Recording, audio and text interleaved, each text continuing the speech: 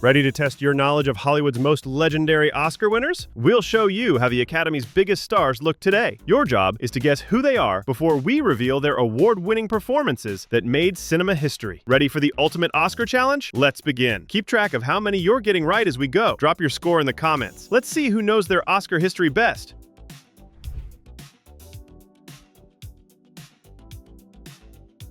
She was already a star from Bonnie and Clyde when she took on this role that would define television's ruthless ambition. Faye Dunaway as Diana Christensen in Network became the programming executive who would do anything for ratings. She's 84 today.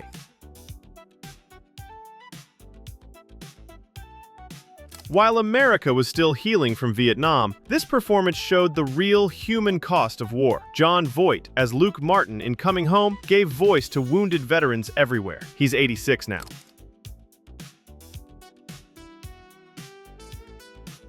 Stepping out of her mother Judy Garland's shadow took incredible courage, and Liza Minnelli as Sally Bowles in Cabaret proved she was a powerhouse performer in her own right. She turns 79 this year.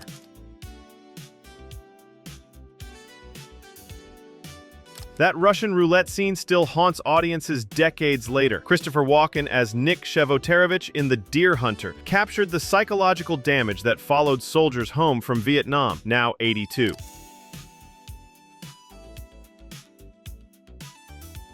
Everyone knew her as the giggling girl from Laugh-In, but Goldie Hawn as Tony Simmons in Cactus Flower shocked Hollywood by proving there was serious acting talent behind that ditzy blonde persona. She turns 80 this year.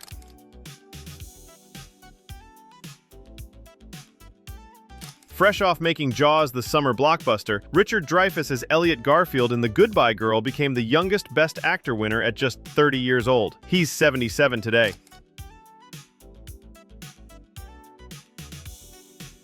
Remember when women started raiding the men's department for vests and ties? Diane Keaton as Annie Hall didn't just win the Oscar, she revolutionized fashion and made neurotic romantic comedy cool, now 79.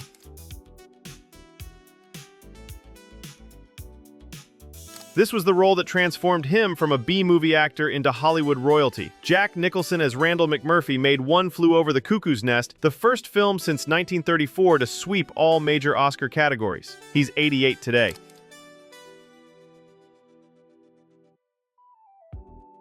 That car chase under the elevated train in Brooklyn became the gold standard for action sequences. Gene Hackman as Popeye Doyle in The French Connection was based on a real New York detective's drug bust. We just lost this legend in February 2025. He was 95.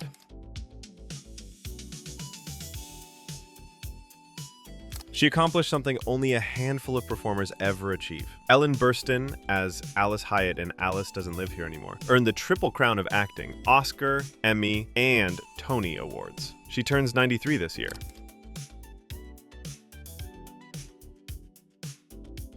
Acting opposite her real father, Ryan O'Neal, made this performance even more remarkable. Tatum O'Neal as Addie Loggins in Paper Moon became the youngest competitive Oscar winner ever at just 10 years old, a record that still stands. She's 61 now.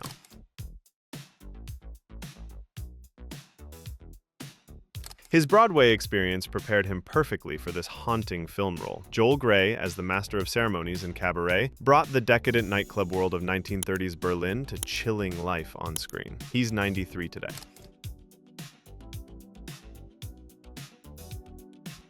The Chariot Race took 3 months to film and cost more than most entire movies. Charlton Heston as Judah Ben-Hur anchored the most expensive epic Hollywood had ever attempted. We lost this commanding screen presence in 2008. He was 84.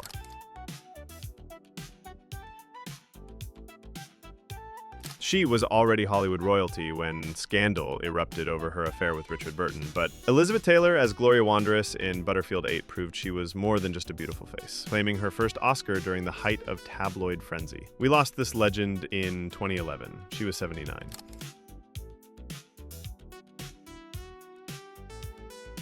Some roles define an actor forever, and Gregory Peck as Atticus Finch in To Kill a Mockingbird created cinema's most beloved father figure and moral compass. He passed in 2003 at age 87.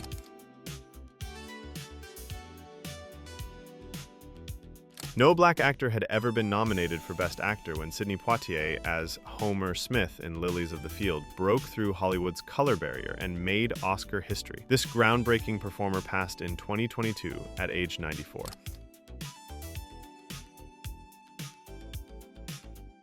Walt Disney personally chose her after seeing her on Broadway, and Julie Andrews as Mary Poppins brought the magical nanny to life with perfect pitch and proper English charm that enchanted children worldwide. She turns 90 this year.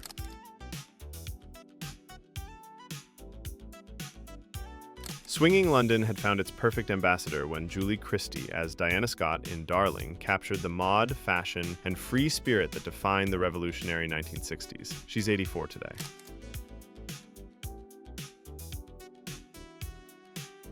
She holds a record that will never be broken. Katharine Hepburn won 4 Best Actress Oscars, including back-to-back wins for Guess Who's Coming to Dinner and The Lion in Winter. She passed in 2003 at age 96.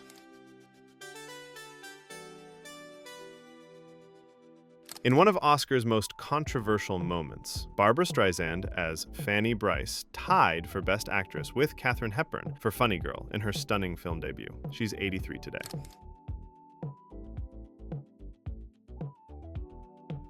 Long before Downton Abbey made her a household name, Maggie Smith as Jean Brodie in the prime of Miss Jean Brodie played the unconventional teacher who shaped young minds. We lost this beloved actress in 2024. She was 89.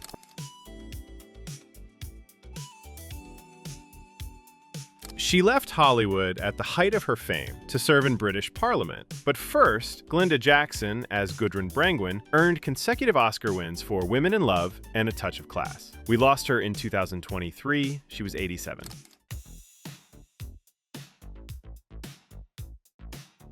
During the height of the Vietnam War protests, Jane Fonda, as Bree Daniels in Clute, showed a different kind of strength, winning her first Oscar while becoming one of Hollywood's most controversial figures. She turns 88 this year.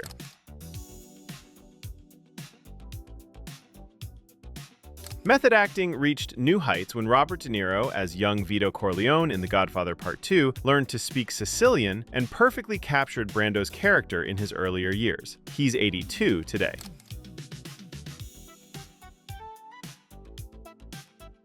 Age became irrelevant when George Burns as Al Lewis in The Sunshine Boys won his Oscar at 80 years old, proving it's never too late for a comeback. He lived to be 100, passing in 1996.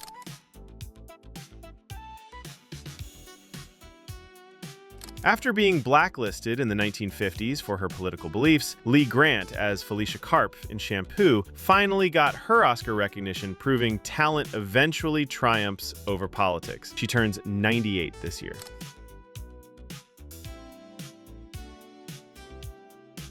Playing real-life heroes became his specialty. Jason Robards as Ben Bradley in All the President's Men and Dashiell Hammett in Julia won back-to-back supporting actor Oscars. He passed in 2000 at age 78.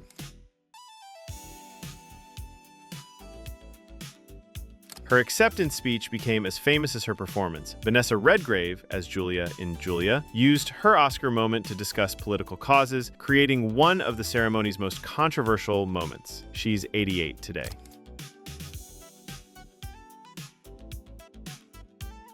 She was already known for comedy when Cloris Leachman, as Ruth Popper in The Last Picture Show, showed her dramatic range, playing the lonely high school coach's wife with heartbreaking vulnerability. We lost this versatile performer in 2021. She was 94.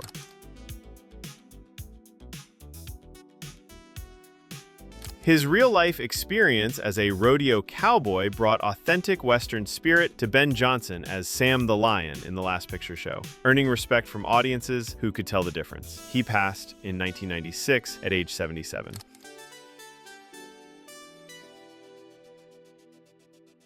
Known for his comedy partnership with Walter Matthau, Jack Lemmon as Harry Stoner in Save the Tiger surprised everyone by winning Best Actor for this serious drama about a businessman's moral crisis. We lost this beloved star in 2001. He was 76.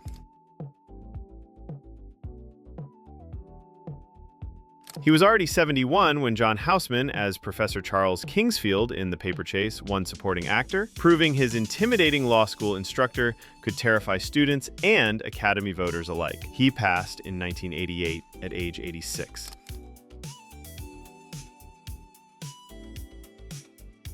This Oscar win launched the most beloved comedy partnership in movie history. Walter Matthau as Whiplash Willie Gingrich in The Fortune Cookie began his legendary collaboration with Jack Lemmon. He passed in 2000 at age 79.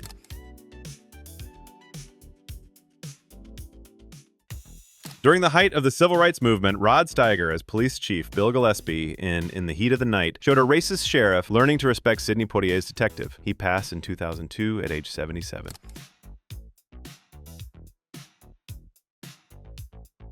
His massive frame made him perfect for tough guy roles, but George Kennedy as Dragline in Cool Hand Luke showed unexpected heart as Paul Newman's loyal friend in The Chain Gang. He passed in 2016 at age 91.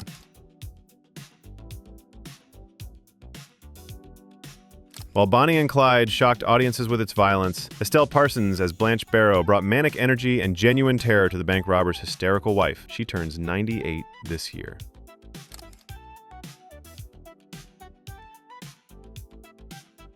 Based on the acclaimed novel Flowers for Algernon, Cliff Robertson as Charlie Gordon in Charlie played a man whose intelligence is artificially enhanced, creating one of cinema's most moving character transformations. He passed in 2011 at age 88.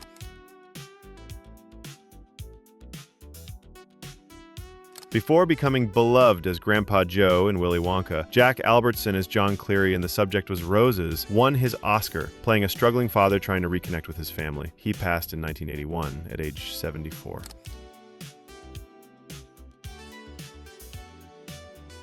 At age 72, Ruth Gordon as Minnie Castevet in Rosemary's Baby proved that seemingly sweet elderly neighbors could be absolutely terrifying when they're part of a satanic cult. She passed in 1985 at age 88.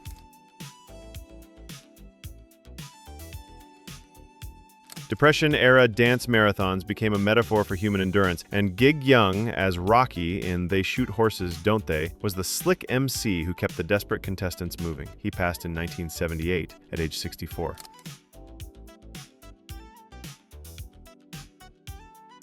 After decades of being overlooked by the Academy, John Wayne as Rooster Cogburn in True Grit finally won his Oscar, playing the one-eyed marshal helping a young girl find justice. The Duke passed in 1979 at age 72.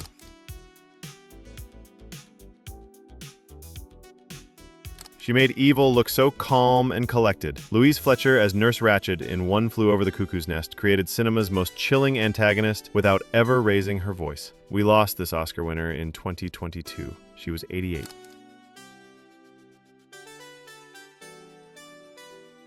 Everyone expected Al Pacino or Jack Nicholson to win that year, but Art Carney as Harry Coombs in Harry and Tonto shocked Hollywood, proving the beloved TV comedian could handle serious drama. We lost him in 2003. He was 85.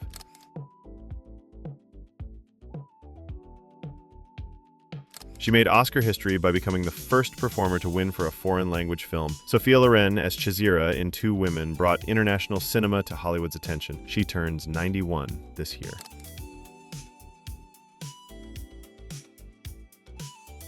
The rivalry between the Jets and Sharks exploded on screen, and George Chakiris as Bernardo in West Side Story brought passionate intensity to the leader of the Sharks. He turns 93 this year.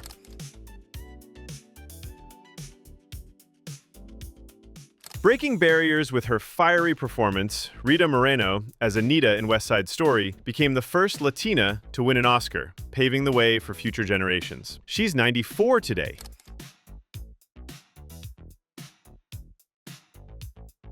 She had already mastered this role on Broadway, but Anne Bancroft, as Annie Sullivan in The Miracle Worker, brought new intensity to teaching Helen Keller to communicate. She passed in 2005 at age 73.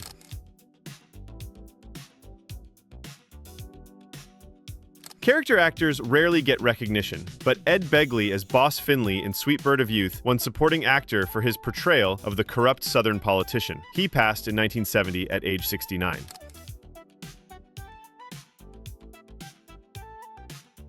At just 16 years old, Patty Duke as Helen Keller in The Miracle Worker delivered one of cinema's most emotionally powerful performances, becoming the youngest competitive Oscar winner at the time. We lost her in 2016. She was 69.